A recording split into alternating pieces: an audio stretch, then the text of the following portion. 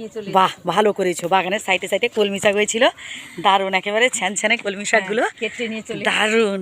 তো আজকে মা কলমি শাক ভাজা করবে? হ্যাঁ, কলমি শাকের ভাজা না সে অনেক দিন হয়েছে, একদম সেই জন্য আমি আবার একবার করব।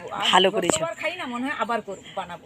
মানে ওই সবজি বাগান যে সবজি চাষ করেছো তার সাইডে সাইডে কলমি শাকগুলো হয়েছিল, দারুণ। বাহ, মা তাই করেছেন, হচ্ছে কলমি শাক নিয়ে এসছেন। মা কলমি শাকের ভাজা কিন্তু অনেক দিন খাওয়া হয়নি, সেই জন্য তো নিয়ে এলাম। একদম পেঁয়াজ রসুন টসুন দিয়ে একেবারে একদম দারুণ করে করবে, দারুণ দারুণ।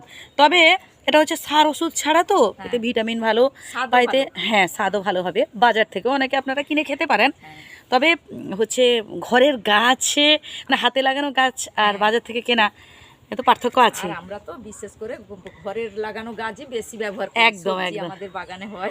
দেখালো তো তুমি ওলকপিগুলো কত সুন্দর সুন্দর, আর হচ্ছে বাঁধাকপিগুলো দেখেছো, বেশ সুন্দর। তো যাই হোক, আমি লঙ্কা পোহা লাগিয়েছি। বাহ, দারুণ, লঙ্কা চারাও লাগানো হয়েছে।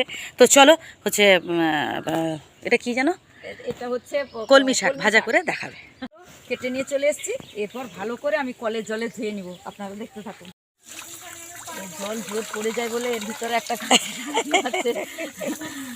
এটা আমাদের কাকিমাদের ট্যাপ, বুঝলেন, তার কত রকমের মানে সব ভিড়গিটি করা আছে, দেখুন, ভালো ভালো, জল অপচয় করা যাবে না।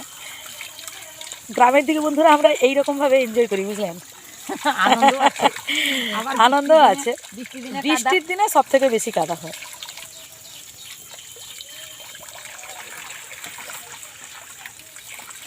ভালো করে ধুয়ে নিতে হবে। হ্যাঁ, ভালো করে ধুয়ে নিতে না নিলে হয়, বাগানের শাক না। সব থেকে বেশি লাগে হচ্ছে বালির দিকে, সেদিকে সবেতেই খালি কচকচ কচকচ করবে, শুধু বালি। কড়া বসিয়ে দিয়েছি, কলমি শাকগুলো ধুয়ে নিয়ে পরিষ্কার করে চলে এসেছি। এরপর আমি গ্যাস ধরিয়ে কলমি শাকটা দিয়ে দিলাম। কিন্তু লবণ দেবো না, একটু ঢাকনা দিয়ে কিছুক্ষণের জন্য একটু ভাপিয়ে নিলাম। আপনারা কোথাও যাবেন না, দেখতে থাকুন। আমি শাক ভাপিয়ে নিয়েছি, দেখুন কত সুন্দর হয়ে গেছে। এরপর আমি শাকটা ঢেলে নেব। একটা কড়া বসিয়ে দিয়ে আমি গ্যাস ধরিয়ে দিয়েছি এবং শাকগুলো ঢেলে নিয়েছি। এরপর আমি তেল দিয়ে দিলাম, শুকনো লঙ্কা দিয়ে দেব,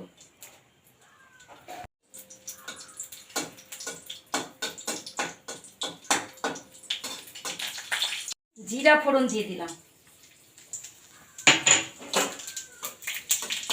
কলমি শাকের ভাজাতে জিরা ফোড়ন দেবেন, দিলে ভালো লাগে। এরপর আমি কেটে রাখা পেঁয়াজ এবং রসুন দিয়ে দিলাম, আপনারা নিরামিষেও করতে পারেন।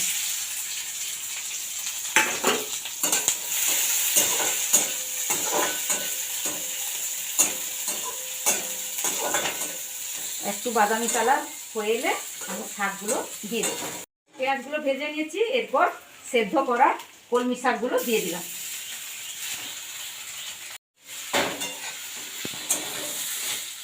কালারটা যা হয়েছে না, দারুণ, কেমন ঝরঝরে হয়েছে, পুরো একদম পুরো ঝরে ঝরে পড়ছে যেন, দারুণ। লবণ দিয়ে দিলাম।